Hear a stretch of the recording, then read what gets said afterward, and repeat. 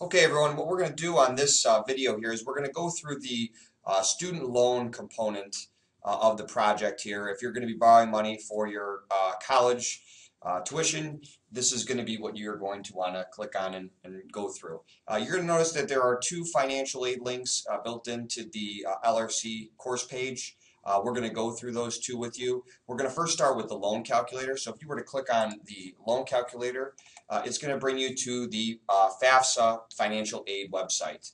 And there's going to be some information that they're going to give you here. The big thing that we're going to want to focus in on this page is the actual calculator. If you scroll down, you're going to notice that there is a loan calculator that you can enter in information. Really, the big thing that you're going to need to worry about here is actually just entering in the loan balance. You're going to have to figure out how much money you're going to be borrowing. Hopefully you've had an opportunity to talk to mom and dad. You've found out what kind of compensation they're going to give you for college, if at all. And based on that, you should know roughly how much money you might need to borrow. So for this exercise, we're going to put in a loan balance of roughly $32,000. And for the rest of the stuff that's in here, you can pretty much leave the same. The interest rate at 6.8%, that's the standard default setting. We'll leave it at that. You may achieve an interest rate lower than that. Some of you may be higher than that, but we're going to leave that the same. As far as the loan fees is concerned, you don't have to worry about touching that. When it goes to loan term, number of years, the standard is 10. Typically, student loans are paid in 10 years. You can pay them in advance, so you don't have to wait to pay it for the full 10 years. But sometimes people may elect to go to a longer term loan, especially if they're going to be incurring larger expenses through either a doctoral program or through a program that requires more than just 4 years. You can move that to 15 or 20 depending on how much loans you have.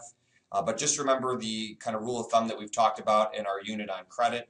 The longer you borrow money, the more interest that you're ultimately going to pay. The rest of the things you don't really need to worry about. Even the number of years, it won't matter because it's still going to come out the same. So if you hit calculate at the bottom, it's going to tell you here what they expect you're going to pay. So you'll notice that the loan balance as we entered before was $32,000. The adjusted loan balance is exactly the same. Your interest rate 6.8%. The term was 10 years, and then your minimum payment was $50. What they're going to require that you actually pay per month, if you want to pay it off in 10 years, for this loan would be $368.26. That's 120 payments. Okay, so that would be if you made every single payment for 10 years. Your total payments would be roughly $44,190.70, and roughly $12,000 of that would be in interest. Okay, so you can kind of see how that works out. As I stated before, this is something that you could pay off sooner, and that would cut down on that total interest. But that's the student loan calculator. Please figure that monthly loan payment into your budget as you go through the project, because that'll be a reoccurring expense that you'll have every single month. I'm going to turn it over to Ms. Mayer, and she's going to explain one of the other pages here on the financial aid website. Right. As the LRC director and lover of reading, this is the part where I'm going to tell you all to take some time and actually do some reading on this website. First of all, under the loan calculator, make sure you come down here and read through these paragraphs and read through all the information they provide you, because that's going to help give you a picture of what's realistic to expect. So in this one, in our example of $32,000 being taken out in loans, they're telling you it's estimated your annual salary will need to be at least 44 grand to be able to afford to repay this loan and afford other expenses in your life as a young adult moving out on your own. So again, they're telling you this assumes that 10% of your gross monthly income is devoted to repaying your student loan. Some of you may choose to pay off your student loan faster than that if you're able. Some of you may need to go back and reevaluate some of those college choices you thought if your monthly loan is looking like an unreasonable amount that's way more than 10, 20, or 30% of your monthly budget.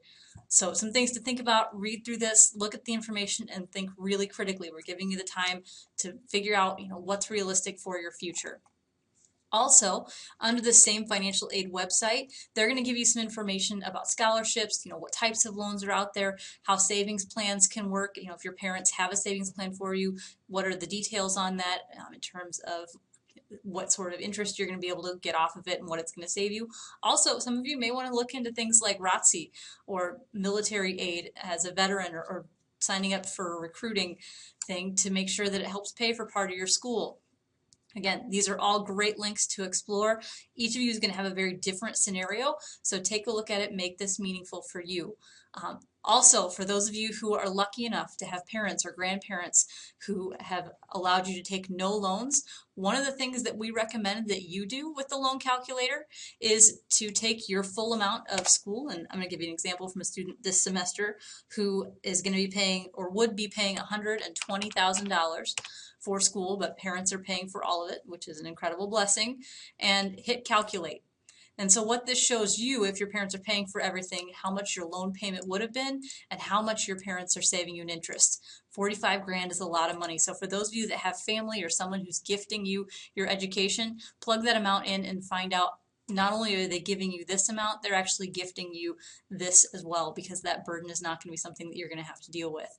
So as Mr. Weidler likes to say, his parents helped him out with school, so he bought them, what did you buy them, Mr. Weidler? Very nice bikes? Some bikes. So maybe think about getting your parents a nice vacation or a nice present if that's a gift that's being given to you. If you have any questions, as always, let us know. We're happy to help. As of now, good luck exploring.